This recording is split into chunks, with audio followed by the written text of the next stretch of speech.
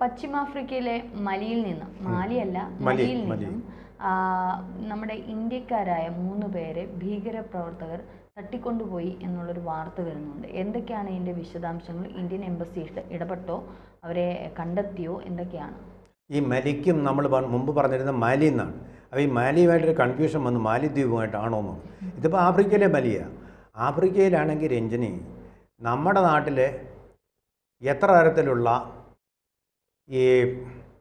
തരത്തിലുള്ള പുഷ്പങ്ങളുണ്ടോ അത്രയും തരത്തിലുള്ള ഭീകര സംഘടനകളുണ്ട്. നൈജീരിയയിൽ ചെന്ന ബോക്കോ ഹരാം എന്ന് പറയുന്ന സംഘടന, സ്കൂൾ കുട്ടികളെ വരെ പിടിച്ചുകൊണ്ട് പോയിട്ട് ക്രൂരകൃത്യങ്ങൾ ചെയ്തിട്ട് കൊല്ലുന്ന സംഘടന. അങ്ങനെ പല പേരുകളിൽ പല സംഘടനകളുള്ള ഒരു രാജ്യമാണ്. ഇപ്പോൾ ഇവിടെ നടന്നിരിക്കുന്നത് പശ്ചിമാഫ്രിക്കയുടെ പല ഭാഗങ്ങളിൽ നടന്ന ഭീകരാക്രമണങ്ങളിൽ അതിനിടയ്ക്കാണ് ഇന്ത്യക്കാരായിട്ടുള്ള 3 പേര് അവിടുത്തെ ഡയമണ്ട് ഫാക്ടറി അല്ല, അവിടെ ഡയമണ്ടും ഉള്ള സ്ഥലമാണ്, പക്ഷേ ഇത് ഡയമണ്ട് എന്ന പേരിട്ടിരിക്കുന്ന സിമെൻറ്റ് ഫാക്ടറിയിൽ നിന്ന് 3 പേരെ തട്ടിക്കൊണ്ടുപോയി വിടുകയില്ല. നമ്മുടെ പ്രധാനമന്ത്രിയാണിപ്പോൾ ആഫ്രിക്കയിൽ തന്നെ ഉണ്ട്, ഘാനയിൽ നിന്ന് അദ്ദേഹം ഇപ്പോൾ നമീബിയയിലേക്ക് പോയിക്കൊണ്ടിരിക്കുകയാണ്. അവിടുത്തെ രാജ്യത്തിൻ്റെ പരമോന്നത ബഹുമാനി സ്വീകരിച്ച സമയത്താണ് ഭീകരവാദികൾ 3 ഇന്ത്യക്കാരെ ഇന്ത്യ ശക്തമായ രീതിയിൽ പ്രതിഷേധിച്ചിരിക്കുകയാണ്. പക്ഷെ ഇദ്ദേഹം ഈ പറയുന്ന മലി എന്ന് പറയുന്ന രാജ്യത്തേക്ക് പ്രധാനമന്ത്രി അവിടെ എത്തുകയും മറ്റെന്തെങ്കിലും ദുരുദ്ദേശങ്ങൾ കാണുമോ? ഘനയിൽ ചിലപ്പോൾ മലിയിൽ പ്രധാനമന്ത്രി എന്തുകൊണ്ട് വരുന്നില്ല, നമീബിയയിൽ പോകുന്നുണ്ട്, അങ്ങനെ പല രാജ്യങ്ങളും സന്ദർശിക്കുന്ന കൂട്ടത്തിൽ ഞങ്ങളുടെ രാജ്യത്ത് എന്തുകൊണ്ട് വരുന്നില്ലെന്ന് വിചാരിച്ചാണോ എന്നറിയില്ല. എന്തായാലും വിദേശകാര്യ മന്ത്രാലയം വളരെ ശക്തമായ ഭാഷയിൽ ഇന്ത്യക്കാരെ തിരിച്ചു കിട്ടണം എന്നാവശ്യപ്പെട്ടിട്ടുണ്ട്. അതുപോലെ തന്നെ ഇപ്പോൾ ഇതിൻ്റെ ഉത്തരവാദിത്വം ഏറ്റെടുത്ത് ഇതുവരെ കേട്ടിട്ടില്ലാത്ത ഒരു സംഘടനയാണ്. ആ സംഘടനയുടെ പേര് നുസ്രത്തുൽ ഇസ്ലാം വൻ മുസ്ലിം.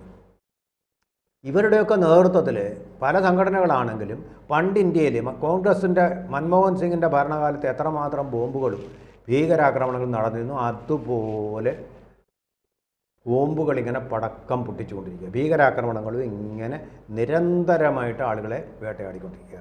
സമാധാനമായിട്ട് എത്യോപ്യ എന്ന് പറയുന്ന പട്ടിണി രാജ്യത്ത് പോലും സമാധാനമായിട്ടൊന്ന് ചന്തയിൽ പോകാനോ പള്ളിയിൽ പോകാനോ സാധിക്കാത്ത അവസ്ഥയാണ്. അത്രമാത്രം ഭീകരാക്രമണങ്ങളുടെ വേലിയേറ്റമാണ് അവിടെ നടക്കുന്നത്. അതുപോലെ തന്നെ ബമാക്കോ എന്ന് പറയുന്നതാണ് ഇതിൻ്റെ തലസ്ഥാനം. ആ തലസ്ഥാനത്തെ ഇന്ത്യൻ എംബസി ബന്ധപ്പെട്ട അധികൃതരുമായിട്ടും പോലീസുമായിട്ടും അവിടുത്തെ ഡയമണ്ട് ഒരു സ്വകാര്യ മാനേജ്മെൻറ്റ് സ്ഥാപനമാണ്, ആ സ്ഥാപനത്തിലുമായിട്ട് ബന്ധപ്പെടുന്നുണ്ട്. തട്ടിക്കൊണ്ടുപോയവരുടെ കുടുംബാംഗങ്ങളെ വിവരം അറിയിച്ചിട്ടുണ്ട്. നിരന്തരമായിട്ട് അവർ ബന്ധപ്പെട്ടുകൊണ്ടിരിക്കുക. ഭീകരന്മാർ തട്ടിക്കൊണ്ടുപോയതല്ലേ, അപ്പോൾ തീർച്ചയായിട്ടും ഇവരെ ബന്ദികളായിട്ട് ജോലി ചെയ്തുകൊണ്ടിരുന്ന സമയത്താണ് മൊത്തത്തിൽ, അതായത് പശ്ചിമേഷ്യയിൽ സാർ നേരത്തെ പറഞ്ഞു വിവിധ ഭാഗങ്ങളിലെ ആക്രമണം, ഭീകരന്മാർ ഇറങ്ങിയ സന്ദർഭങ്ങളിൽ ഈ ഫാക്ടറിയിൽ വന്ന് അവർ ജോലി ചെയ്യുന്നതിൻ്റെ ഇടയിൽ ഇന്ത്യക്കാർ, അപ്പം ഈ ഇന്ത്യക്കാരെ നോക്കിയെടുത്ത് കൊണ്ടുപോയതാണ്. കാരണം വിദേശികളെ ഒഴിവാക്കുക, അവിടെ മുഴുവൻ ഒരു പാൻ ഇസ്ലാമിക് ആക്കുക എന്നുള്ള, പാൻ ആഫ്രിക്കൻ മുഴുവൻ ഒരു പാൻ ഇസ്ലാമിക്കായിട്ട് മാറ്റുക എന്നുള്ള ഈ സംഘടനകളുടെ എല്ലാം ലക്ഷ്യം, ബോക്കോ ഹറാമിൻ്റെയും ലക്ഷ്യം അത് തന്നെയാണ്. അതുപോലെ പിന്നെ സുഡാനിലുണ്ട്. സുഡാൻ 2 രാജ്യമാവാൻ കാരണം ഈ ഭീകരവാദികൾ തന്നെയാണ്. സർവത്ര ഈ ഭീകരവാദത്തിൻ്റെ വേട്ടാരൻ. നമ്മൾ പറയാറുണ്ട് സിംഹങ്ങളുടെ നാടാണ്, ജിറാഫിൻ്റെ നാടാണ്, അതുപോലെ തന്നെ സീബ്രയുടെ നാടാണ് ആഫ്രിക്കയിൽ. ഇപ്പോൾ ഭീകരവാദികളുടെ നാടാണ്. ഗോത്രവർഗ്ഗങ്ങളുടെ നാടായിരുന്നു അത്. മസായി വർഗ്ഗക്കാർ, നെയ്ഗ്രോക്കാർ, നമ്മൾ കേട്ടിട്ടുണ്ട്, കാപ്പിരി. ഇപ്പോൾ പലതരത്തിലുള്ള തീവ്രവാദ സംഘടനകളുടെ ഇവിടെ രാജ്യം, നമ്മളിത് പറയുമ്പോൾ വർഗീയമല്ല, ഇസ്ലാമിക രാജ്യങ്ങളിലാണ്, ഇസ്ലാം ഭൂരിപക്ഷമുള്ള രാജ്യങ്ങളിലാണ് ഈ ഭീകരവാദം അതിൻ്റെ ഏറ്റവും വലിയ താണ്ഡവമാടിക്കൊണ്ടിരിക്കുന്നത്. കാരണം അവിടുത്തെ ആളുകളെ, ഈ ടാൻസാനിയ മോശമല്ല, ഇവിടെ ടാൻസാനിയയിൽ പോലും നമുക്കിപ്പോൾ സമാധാനമായിട്ട് നമ്മുടെ ആൾക്കാർ ഒരുപാടുള്ള സ്ഥലമാണ്. ആ സ്ഥലങ്ങൾ അവിടെ നമ്മുടെ പ്രധാനമന്ത്രി നേരത്തെ സന്ദർശിച്ചിരുന്നു. അവിടെയെല്ലാം ഈ ഭീകരാക്രമണത്തിൻ്റെ നീരാളി പിടുത്തത്തിൽ അനുഭവിച്ചുകൊണ്ടിരിക്കുകയാണ് ആൾക്കാർ. അത് ശക്തമായിട്ട് പട്ടാളം അവിടെ റോന്തിയിട്ടുന്നുണ്ട്. പട്ടാളത്തിനും ഭീകരവാദികൾക്കും ഇടയിൽ വളരെ ദുസ്സഹമായിട്ടുള്ളൊരു ജീവിതമാണ് ഈ ആഫ്രിക്കൻ നാടുകളിൽ നടന്നുകൊണ്ടിരിക്കുന്നത്. അതിൻ്റെ പ്രധാനപ്പെട്ട കാര്യങ്ങൾ പല രാജ്യങ്ങളിലും ഗോത്രവർഗ്ഗക്കാരെ മുസ്ലിങ്ങളാക്കി മാറ്റി. നമ്മുടെ ഈ മിസോറാമിലും അതുപോലെ തന്നെ നാഗാലാൻഡിലുമൊക്കെ ക്രിസ്ത്യാനികളാക്കി അവിടുത്തെ ഗോത്രവർഗ്ഗക്കാരെ മാറ്റിയതുപോലെ അവിടുത്തെ ഗോത്രവർഗ്ഗക്കാരാണവരെ കൊലയ്ക്കും മടിയില്ലാത്ത. സിംഹഭൂമി എന്നുള്ള നോവലല്ല, സഞ്ചാര പുസ്തകം എഴുതിയ, സഞ്ചാര ഗ്രന്ഥം, സഞ്ചാര സാഹിത്യം എഴുതിയ എസ് കെ പൊറ്റക്കാട് പറഞ്ഞിട്ടുണ്ട്. മസായി വർഗ്ഗത്തിൽപ്പെട്ട ഭയങ്കര ഉയരമുള്ള ആൾക്കാരാണ്. 6 അടി 7 അടിയൊക്കെയാണ് അവരുടെ പൊക്കം. സിംഹത്തിനെയൊക്കെ നേരിടുന്ന ആൾക്കാരാണ് അവർ. സിംഹഭൂമി എന്നാണ് അതിൻ്റെ പേര്. ആ മസായി വർഗത്തിൽപ്പെട്ട ഒരാൾ ഇങ്ങനെ പുറത്തിങ്ങനെ സിഗരറ്റോ പുകയോ ഒക്കെ വലിച്ചുകൊണ്ടിരിക്കുകയായിരുന്നു. അപ്പോൾ അകത്തുനിന്ന് കരച്ചിൽ കേട്ടു. അയാളുടെ അവരുടെ സ്വഭാവം പറയുകയാണ്. ഇത് നടന്ന സംഭവമായിട്ട് എസ്കേപ്പ് ഒറ്റക്കാട് ഇടതുപക്ഷക്കാരനാണ്, അദ്ദേഹം പറയുകയാണ്. അപ്പോൾ കുഞ്ഞ് കിടന്ന് കരയുന്നു. ഇയാൾ ചെന്ന് കരച്ചിൽ സഹിക്കാൻ മേലെ ഇയാൾ എന്ത് ചെയ്തെന്നറിയാം. സ്വന്തം കുഞ്ഞ്, സ്വന്തം ചോര. ആ സ്വന്തം ചോര അവിടെ നെല്ല് കുത്തുന്ന ഒരു ഉരലുണ്ടായിരുന്നു. ആ ഉരലിലേക്ക് എടുത്തിട്ടു. കരച്ചിൽ നിർത്താതെ വന്നപ്പോൾ ഉലക്ക എടുത്ത് 2 ഇടി കുഞ്ഞിനെ കൊന്ന് അങ്ങോട്ടിരുന്നു. അത്ര മൃഗീയ സ്വഭാവമുള്ള ആൾക്കാരാണ് ഈ മസായി വർഗ്ഗക്കാർ. പരിഷ്കാരത്തിൻ്റെ വെളിച്ചം തീണ്ടിട്ട് നമ്മുടെ അവിടെ ഇപ്പോൾ പറഞ്ഞിട്ട് കാര്യമില്ല. പരിഷ്കാര ലോകമാണല്ലോ കേരളം. വിദ്യാഭ്യാസം മകളെ കഴുത്തിൽ തോർത്തിട്ട് മുറുക്കി കൊന്ന സംഭവം ഇപ്പോൾ നടന്നില്ലേ? അമ്മമാർ കുഞ്ഞുങ്ങളെ കളഞ്ഞിട്ടും വിറ്റിട്ടും കാമുകന്മാരുടെ കൂടെ പോകുന്നില്ലേ?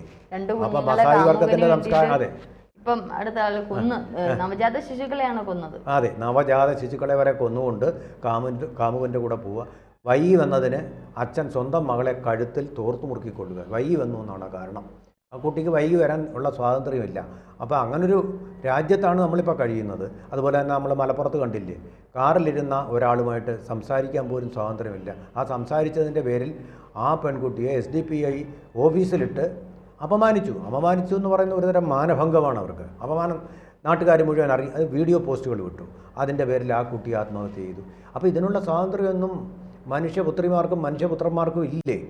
എന്തൊരു അതുപോലെയുള്ള നമ്മുടെ പരിഷ്കാരമുള്ള ഈ നാടും അങ്ങനെ തന്നെ മാറുകയാണ്. അപ്പോൾ മസായി വർഗ്ഗക്കാരെ മാത്രം നമ്മൾ കുറ്റം പറഞ്ഞിട്ടൊന്നും കാര്യമില്ല. ഈ മസായി ആഫ്രിക്കയിൽ ഭീകരവാദം ഉണ്ടാവാനുള്ള കാരണം നേരത്തെ അവർ ഗോത്രവർഗ്ഗക്കാരായിരുന്നു. ഇപ്പോൾ ഇസ്ലാമിലേക്ക് മാറിയിട്ടും അവരുടെ സ്വഭാവം മാറിയിട്ടില്ല. പരസ്പരം കൊന്നും കൊലവിളിച്ചും നടക്കുന്ന സമൂഹങ്ങളാണ് ആഫ്രിക്കയിൽ എന്ന് പറയുന്നത്. അതുകൊണ്ടാണ് ഒരു കാലത്ത് അതിനെ ഇരുണ്ട ഭൂഖണ്ഡം എന്ന് വിളിച്ചിരുന്നത്. നല്ല ആരോഗ്യമുള്ളവരുമാണ് അവർ. സിംഹത്തെ പോലും വേട്ടയാടും മസായി വർഗ്ഗക്കാർ ഒറ്റ വടികൊണ്ട് അവരുടെ ആയുധങ്ങളുണ്ട്. അതുകൊണ്ട് നേരിട്ടുകൊണ്ട് ഇതിപ്പം ഭീകരവാദികളുടെ ഒരു നാടായി മാറിയില്ലേ ആഫ്രിക്ക എന്നുള്ള ഒരു ഭീകരവാദങ്ങൾ ധാരാളമുള്ള രാഷ്ട്രങ്ങളുള്ള ഒരു നാടായിട്ട് മാറി. ഇന്ത്യൻ എംബസി ഇടപെട്ടിട്ടുണ്ടെന്ന് പറയുന്നത് കേട്ടു. ബമാക്കോയിലെ ഇന്ത്യൻ എംബസി ബന്ധപ്പെട്ട അധികൃതരുമായി പോലീസുമായി ഡയമണ്ട് സിമെന്റ് ഫാക്ടറി മാനേജ്മെന്റുമായി നിരന്തരം ബന്ധപ്പെടുന്നുവെന്നും വിദേശകാര്യ മന്ത്രാലയം അറിയിക്കുന്നുണ്ട്. തട്ടിക്കൊണ്ടുപോയ ഇന്ത്യൻ പൗരന്മാരുടെ കുടുംബാംഗങ്ങളുമായി എംബസി ബന്ധപ്പെടുന്നുണ്ട്. പക്ഷേ ഇന്ത്യയിൽ എവിടെയാണ്, ഏത് സംസ്ഥാനത്തുള്ളവരാണെന്നൊന്നും കൃത്യമായ വിവരങ്ങളൊന്നും ഇതുവരെ നമുക്ക് പുറത്തു വന്നിട്ടില്ല.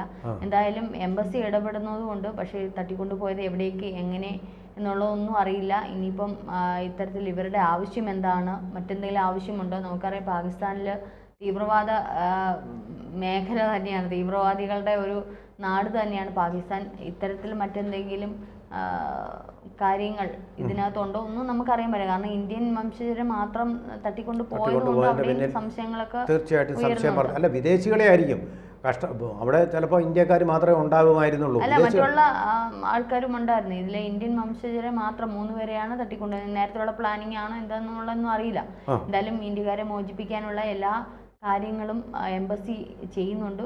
എന്തായാലും വരും മണിക്കൂറിൽ നമുക്ക് കൃത്യമായിട്ടുള്ള വിവരം ലഭിക്കുമായിരിക്കാം. ഇത്തരത്തിലുള്ള ഒരു വിവരം കൂടെ കിട്ടിയിട്ടുണ്ട്.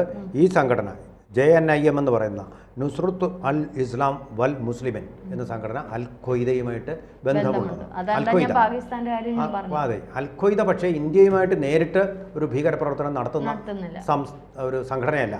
ഇവിടുത്തെ ജെയ്ഷെ മുഹമ്മദിനും ഒക്കെ അവരുമായിട്ട് ബന്ധമുണ്ടെന്നേ ഉള്ളൂ. നേരിട്ട് അങ്ങനെ ഇന്ത്യക്കാരെ ഉപദ്രവിക്കുന്ന ഒരു സംഘടനയല്ല അവർ. പക്ഷേ മോദി അവിടെ സന്ദർശിച്ചതിനോടനുബന്ധിച്ച് അത് ഇഷ്ടപ്പെടാഞ്ഞിട്ട് ഉള്ള പിന്നെ അതുപോലെ തന്നെ ഘാനയുടെ പരമോന്നത ബഹുമതി കിട്ടിയതിൻ്റെയും ഒക്കെ ഒരു പ്രതിഷേധം ആവാൻ ചിലപ്പോൾ ഇടയുണ്ട്. പക്ഷേ അതവരൊന്നും ഇതുവരെ വെളിപ്പെടുത്തിയിട്ടില്ല. എന്തായാലും മോചനം ഉറപ്പിക്കാൻ മാലി സർക്കാരിനോട് ഇന്ത്യ ആവശ്യപ്പെട്ടിട്ടുണ്ട്.